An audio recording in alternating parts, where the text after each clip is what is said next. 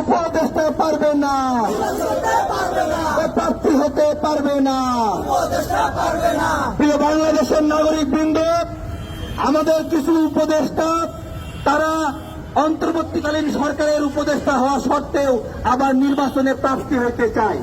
বাংলাদেশের ইতিহাসে আপনাদের বুদ্ধির বয়সে কোন অন্তর্বর্তীকালীন সরকার, কোন তত্ত্বাবধায়ক সরকারের কোন উপদেষ্টা কোনদিন কি নির্বাচন করেছে? কোনদিন নির্বাচন করেনি। অর্থাৎ গণ অভ্যুত্থানের দোহাই দিয়া এই নিয়মটা ভাঙতে চায়। ওরা না মানে নিয়ম, না মানে সংবিধান। যে কোনো নিয়ম মানে না, সংবিধান মানে না, কোনো কিচ্ছু মানতে চায় না। বলতে চায় জুলাই জুলাই। আরে জুলাই আমরাও লড়াই করেছি। আমাদের লড়াই এমন ছিল না আমরা শেখ হাসিনাকে অনুসরণ করব। আমরা শেখ হাসিনার নিয়ম ভেঙেই আমরা এই গণ অভ্যুত্থান করেছি। শেখ হাসিনা চাইতো সে নির্বাচন আয়োজন করবে, সে নিজেই প্রার্থী হবে, নিজেই এমপি হবে। আজকে এই উপদেষ্টাদের মধ্যে সেই ভূত চেপেছে। তারা প্রার্থী হতে চায়, তারা আবার নির্বাচন করতে চায়।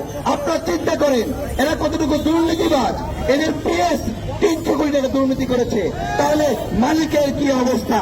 পিএস যদি চাকর যদি 300 কোটির মালিক হয়, তাহলে মালিকের কি অবস্থা?